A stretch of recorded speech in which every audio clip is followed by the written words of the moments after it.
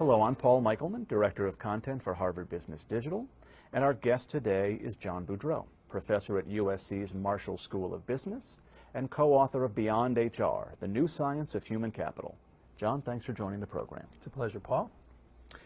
So, John, in your work, you emphasize the need to improve the quantity and/or the quality of talent where it makes the most difference in an organization.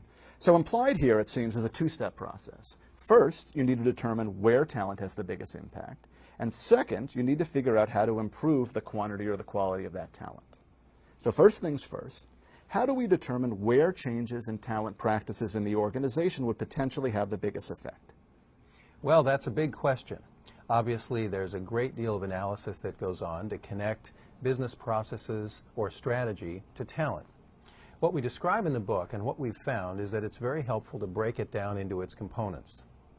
So strategy questions often revolve around how we compete, what makes us different, how we're going to protect that difference, and how we create value.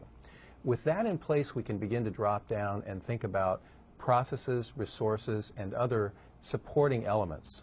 So we can ask things like, if this process is critical, where's the bottleneck in that process? What's pivotal in that process? If we have a resource, we can ask ourselves, is it about getting more? Or is it about protecting the resources we have, or is it about making them more valuable? Those strategic pivot points are really important as the basis for understanding where talent might make the big difference. For example, if you think about Disneyland, the high-level strategy is surprising and delighting customers, and I think everyone would agree on that. But at that level, we can't really say where the pivot points are in talent or strategy. Turns out Disney does a lot of things well. But one of the things that everyone says could be improved is waiting in line. It's a bottleneck. It's a place where there's a great pivot point for Disney. So the talent that might be most pivotal at Disney might be the talent or the organization that could make a difference to waiting in line. Okay, so when I went to Disney, which I've been to now a few times, much to my chagrin, my daughter gets most surprised and delighted when she sees Goofy or Mickey Mouse. Are they pivotal? Well, it's an interesting question. They're very important. Mickey Mouse, we could say, is the franchise for Disney.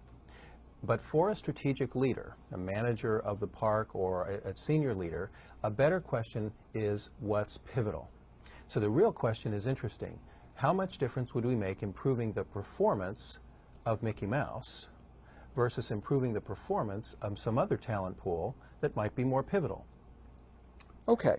So in thinking about our own organizations, how do we as managers figure out who those pivotal people are? What are the questions we ask to determine that? So I think the first question is to ask what's pivotal in our processes or in our strategy. And it's surprising how infrequently leaders understand the need to make that connection. Everybody wants to dive right to the human resource practices. I need a new incentive system. I need better recruiting. I need a succession planning system. It's the language of HR. It's our practices. So for leaders outside of HR, one of the first things they need to do is to think about what is pivotal in the process or the business or the resources that I manage here. Then they can start to say, where could talent improvements make the biggest difference right there? Should this process involve employees themselves? Should I go around interviewing my employees to try to figure out just how pivotal they are? Well, you bet. Not only to figure out how pivotal they are, but one of the big points we make in the book is to figure out how pivotal they might be.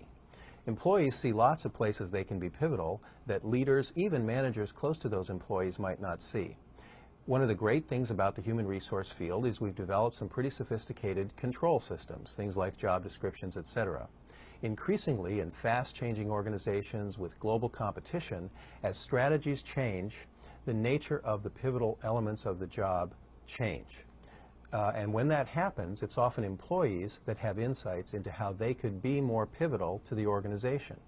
One quick example, I do some work with the United States Navy.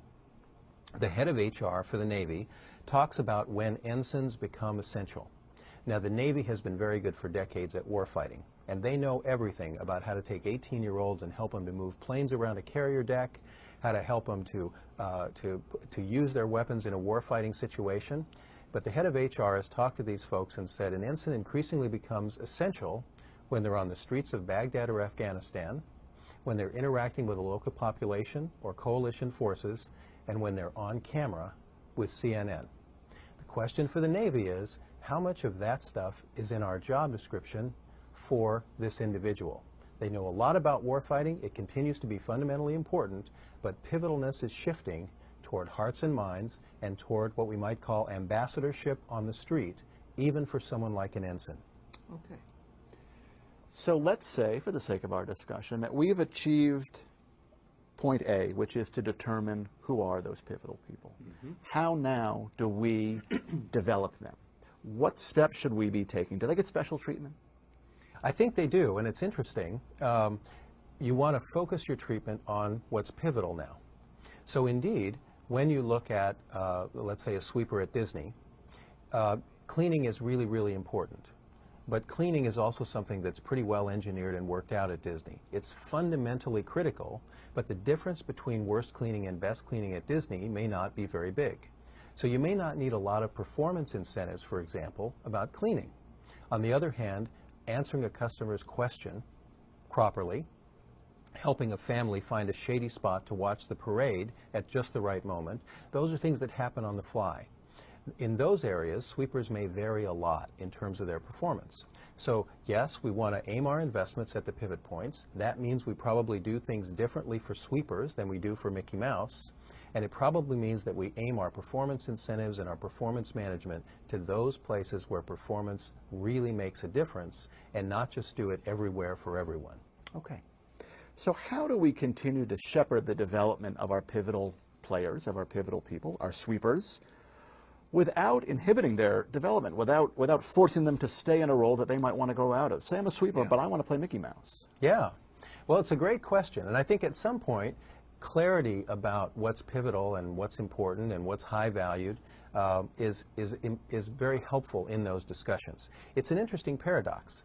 If you're at Disney and you say, I want to serve our guests in a way that gives me a lot of discretion and a lot of chance to make decisions, the answer might be, we need to get you out of the Mickey Mouse costume and on the street as a sweeper. That seems counterintuitive. Obviously, Mickey Mouse is so important. It's important that sweepers understand that we're moving them to pivot points. What Disney does is it often offers sweepers the chance to work in the stores. Sweeper supervisors get the chance to sit in on park design meetings so that the supervisors tell the park designers all the things that sweepers are encountering on the street that might make the park better. So there are pivot points all along the development path, and when you're lucky, they actually build on the pivot points that were earlier in your career. Sweepers on the street are helping customers seeing things no one else sees. When they become sweeper supervisors, part of their job is to help park designers understand that and build better parks because of it. So it sounds like when you develop or when you uncover a pivot point in your organization that was unexpected, you might have to do some readjusting of people's preconceived notions about what roles are important and what aren't. Not just preconceived notions, but it often goes right to the heart of our structure.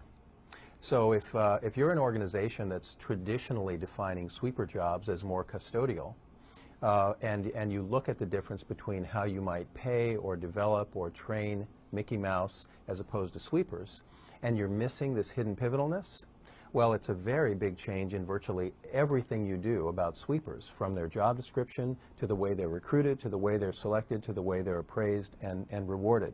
Okay. John Boudreau, thank you very much. Thank you. Pleasure.